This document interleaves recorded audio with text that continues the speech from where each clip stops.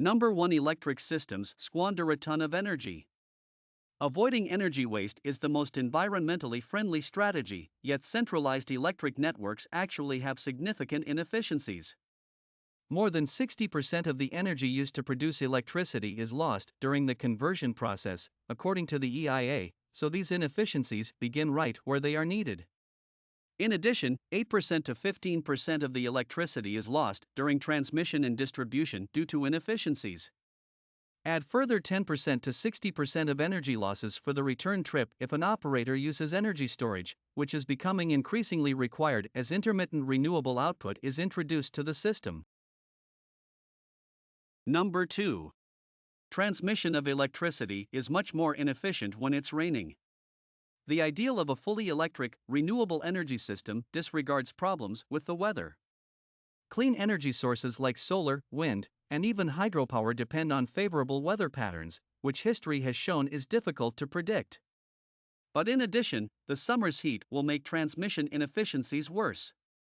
During the summer, when the grid already has to deal with broken power lines, excess demand from cooling demands, and even interruptions from hurricanes and wildfires, this effect can result in a reduction in transmission capacity of 2% to 6%. Number 3. Electricity generated by coal isn't being removed from the grid quickly enough, increasing its carbon intensity. The switch to 100% electric requires that fossil fuels be completely eliminated from the grid. However, a sizable share of the country's generating capacity and close to a quarter of all annual generation still come from coal-fired power plants. Even areas that are progressive in their use of sustainable energy cannot completely rid themselves of coal. For instance, the Fayette Power Plant supplies a sizable portion of the city's power in Austin, Texas, the city Elon Musk labeled an ecological paradise. Therefore, even Eco Paradise would discover that if they switched to all electric, they would eventually replace coal with gas and other fuels, resulting in lower but still significant emissions. Number 4. To put it simply, not all energy needs can be met by electricity. Innovation and advancement over the previous 10 years have made the idea of electric vehicles not only conceivable but also a viable option for many individuals. Although the switch from gasoline to electricity marks a significant victory, it does not imply that all future modes of transportation should be powered by electricity. Studies indicate that for large electric ships to travel from Asia to Europe, batteries would need to replace 40% of the ship's cargo weight. In the EU, switching to electric trucks would use 10% of the power produced on the entire continent. Additionally, because using fossil fuels to produce electricity is inefficient and a portion of the generating capacity is stubbornly locked, according to experts, there would be no economic or ecological benefit to changing the way we use fossil fuels. While some uses of electricity may be viable, many sectors would not prosper in an all-electric world.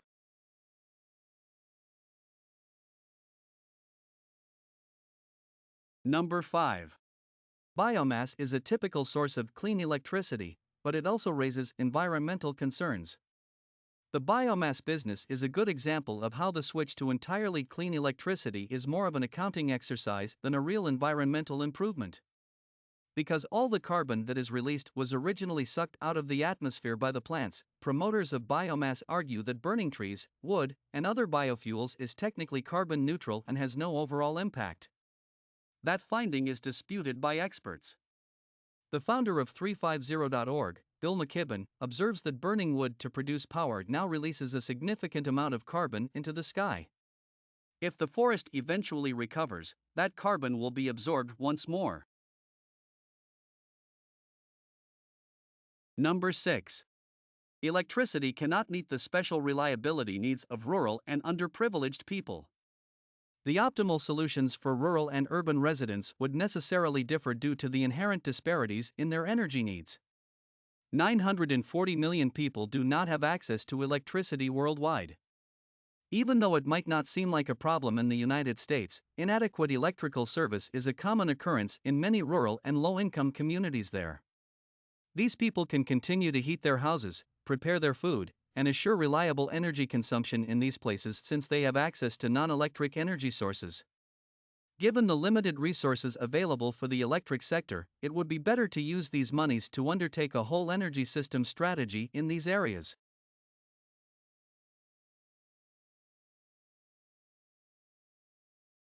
Number 7. The grid is unable to support full electrification. The quality of clean power generated depends on how reliably and economically it can be distributed to end customers, and the transmission and distribution system's current state is far from ideal. Advocates may be missing the fact that the adoption of electric automobiles, heat pumps, and other electric technology is poised to raise power usage by 40% by 2050 in their haste to promote an all-electric system. This shift toward higher electricity usage will only make these traumatic interruptions more frequent given that the current load on the grid has resulted in blackouts, brownouts, and unpredictable power. Number 8. Buildings need to be resilient to energy. A single point of failure can bring down every system if a client, a structure, or even a whole community is forced to rely only on electricity for all of its energy requirements, including transportation, food preparation and storage, and heating and cooling. Customers are unlikely to accept a non-resilient energy system and the notion that all of their contemporary conveniences can cease to function in an instant due to a single down power line. Customers who still have gas lines, however, will still have access to heating and cooking alternatives, while those who don't have electric cars can still refuel at the gas station. Number 9. On average, all electric homes have larger carbon footprints. The decision to electrify every home and user of the grid is a short-sighted one, even if the objective is to combat climate change and lower carbon emissions. Studies show that natural gas-powered homes emit around one-third fewer greenhouse gas emissions than all-electric homes when compared with residences with same size and profile. Therefore, mandated electrification is not regarded as a success if you're trying to lower the carbon footprint of a building. Additionally, adding more emissions to the atmosphere now does nothing to help those efforts, as it is well known that there is a limited amount of time left to solve climate change before the effects become irreversible. Number 10. Electricity is not always the customer's first choice for certain uses.